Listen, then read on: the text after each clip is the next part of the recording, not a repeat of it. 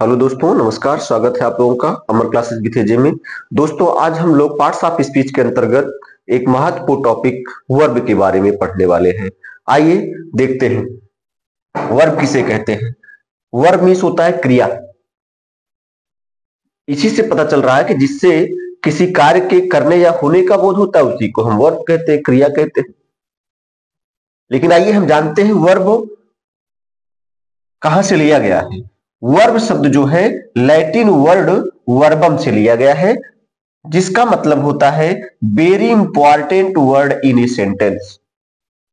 तो वर्ब हमारा Latin word, Latin का एक शब्द है वर्बम, उसी वर्बम से बना है वर्ब, जिसका मतलब होता है a very important word in a sentence. एक वाक्य में जो सबसे अधिक महत्वपूर्ण शब्द होता है वही वर्ब कहलाता है। क्योंकि इंग्लिश में वर्ब से ही एक सेंटेंस बन सकता है। अगर हम लिख देते हैं, कह देते हैं डू, रीड, राइट, इससे ही एक सेंटेंस बन जाता है। इसीलिए वर्ब का मतलब है very important word in a sentence. एक वाक्य में जो सबसे अधिक महत्वपूर्ण शब्द होता है उसी को वर्ब कहते हैं। इसकी डेफिनेशन है verb is a word which shows an action और स्टेट। क्रिया एक ऐसा शब्द होता है जो किसी एक्शन को, किसी कार्य को या स्टेट को प्रकट करता है। सामान्य शब्दों में हम कह सकते हैं कि जिस शब्द से किसी कार्य के करने या होने का बोध होता है उसी को हम वर्ब कहते हैं। जैसे रीड, राइट, रन, प्ले, ये सब क्या होते हैं? ये सब वर्ब होते हैं। जैसे रीड मीन्स पढ़ना, राइट मीन्स लिखना, रन मीन्स दौड़ना, प्ले मीन्स खेलना, ठीक है। सिट मीन्स बैठना, स्टैंड मीन्स खड़ा होना, स्लीप मीन्स सोना, लाफ मीन्स हंसना। ये सब क्या है? ये सब का सब वर्ब होते हैं। इस तरह से जिन शब्दों से किसी कार्य के करने या होने का बोध होता है उसी को हम वर्ब कहते हैं। अब काइंड्स की हम बात करते हैं कि हमारी जो वर्ब है उसके कितने भेद हैं। तो अगर ऑब्जेक्ट के अकॉर्डिंग देखा जाए तो ऑब्जेक्ट के अनुसार जो होता है इसके दो काइंड होते हैं। पहला है ट्रांजिटिव वर्ब, ट्रांजिटिव वर्ब, और दूसरा है intransitive verb, intransitive verb. Transitive का मतलब होता है सकर्मक क्रिया, सकर्मक क्रिया, वह क्रिया जिसका वाक्य में कर्म हो। देखो, सा का मतलब साथ और कर्म का मतलब कर्म हो, क्रिया। तो जिस क्रिया के साथ में उसका कर्म होता है उसी को हम सकर्मक क्रिया कहते हैं। और इनट्रांजिटिव का मतलब होता है अकर्मक क्रिया। आ का मतलब ना हो, या आ का मतलब हम कह सकते हैं बिना। कर्मक का मतलब कर्म की। तो बिना कर्म के जो क्रिया होती है उसी को हम क्या कहते हैं? अकर्मक क्रिया कहते हैं। अर्थात जिस वाक्य में वर्ब का ऑब्जेक्ट होगा उसे हम ट्रांजिटिव कहेंगे, और जिसमें ऑब्जेक्ट नहीं होगा उसे इनट्रांजिटिव कहेंगे। समझ आ रहा है? अब हम यहां पर थोड़ा सा देखते हैं कैसे जाने कि वाक्य में ऑब्जेक्ट है कि नहीं है। तो पहले हम ऑब्जेक्ट के बारे में पढ़ ले। ऑब्जेक्ट जिसको कहते हैं कर्म, इसी के आधार पर इसका वर्गीकरण किया गया है। तो ऑब्जेक्ट हमारे दो प्रकार के होते हैं। एक तो होता है डायरेक्ट ऑब्जेक्ट, दूसरा होता है इनडायरेक्ट ऑब्जेक्ट। कितने हैं? दो। पहला डायरेक्ट, दूसरा इनडायरेक्ट। अब डायरेक्ट ऑब्जेक्ट कैसे जानेंगे? पहली चीज तो डायरेक्ट ऑब्जेक्ट जो होते हैं वो निर्जीव होते हैं, नॉन लिविंग्स होते हैं। जैसे इनकी जानकारी, इनके बारे में हमें किससे पता चलता है? व्हाट से। अगर हम वर्ब के पहले व्हाट लगा करके प्रश्न पूछते हैं, अगर वाक्य में उसका उत्तर मिलता है तो वही हमारा डायरेक्ट ऑब्जेक्ट होता है। और ये जो होते हैं ये सजीव होते हैं।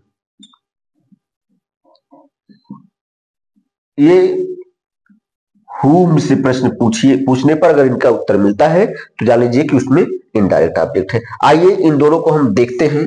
जैसे एक सेंटेंस में लिखता हूं, he gave me a pen. He gave means उसने दिया, मी मीन्स मुझे, ए पेन मीन्स एक कलम, उसने मुझे एक कलम दिया। तो यहां पर क्या किया, दिया, तो ये क्या है, वर्ब है। तो हमारा जो गेव है यह क्या है, एक वर्ब है। तो उसने दिया, मी मीन्स मुझे, ए पेन मीन्स एक कलम, उसने मुझे एक कलम दिया। तो अब हम वर्ब के पहले व्हाट लगा करके पूछेंगे, व्हाट गेव, क्या दिया। तो उत्तर मिल रहा है पेन दिया। क्या दिया, पेन। क्या दिया, पेन। तो क्या से क्या मिल रहा है, निर्जीव मिल रहा है। इसका मतलब ये हमारा डायरेक्ट ऑब्जेक्ट है, डायरेक्ट ऑब्जेक्ट है। समझ आ गया।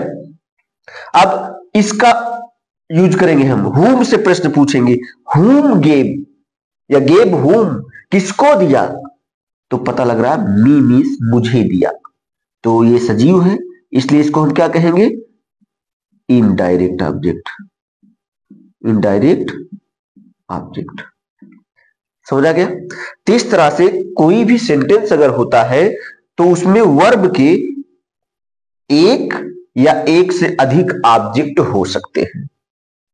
ठीक है, वो इनडायरेक्ट ऑब्जेक्ट हो सकता है या डायरेक्ट ऑब्जेक्ट हो सकता है या दोनों हो सकते हैं। तो डायरेक्ट ऑब्जेक्ट किसे कहा गया, ये आपने यहां पर देख लिया कि डायरेक्ट ऑब्जेक्ट कौन होता है, निर्जीव होते हैं। कैसे पता चलता है, वर्ब के पहले व्हाट यानी क्या से प्रश्न पूछने पर पता चलता है। व्हाट गेव, क्या दिया, तो मिला पेन, तो पेन डायरेक्ट ऑब्जेक्ट हो गई।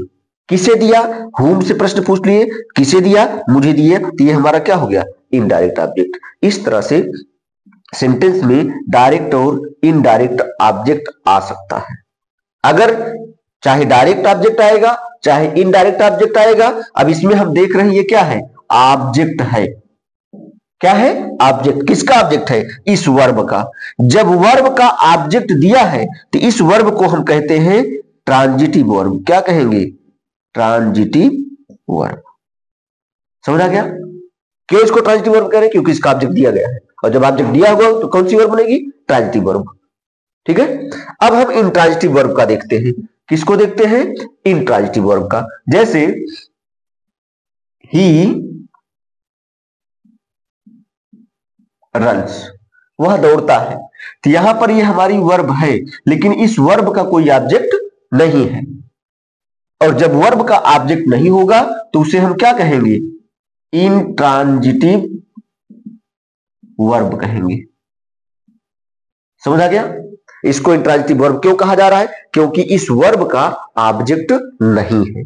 और जब वर्ब का ऑब्जेक्ट नहीं होता तो उसी को इंट्रांजिटिव वर्ब कहा जाता है। तो ये हमारी वर्ब यहाँ इंट्रांजिटिव वर्ब के रूप में है और यह वर्ब यहाँ पर ट्रांजिटिव के रूप में है। क्यों, क्योंकि इसका ऑब्जेक्ट है इसलिए ट्रांजिटिव है, उसका ऑब्जेक्ट नहीं है इसलिए वो इंट्रांजिटिव है। समझ आ गया। अब सकर्मक क्रिया किसे कहते हैं, इसके बारे में आपने जाना कि जब क्रिया का कर्म वाक्य में उपस्थित हो, दिया गया हो, तो उसी को हम सकर्मक कहते हैं। इसका मतलब an action which passes over, इसको हम इस तरह से डिफाइन कर सकते हैं, an action which passes over from subject to object.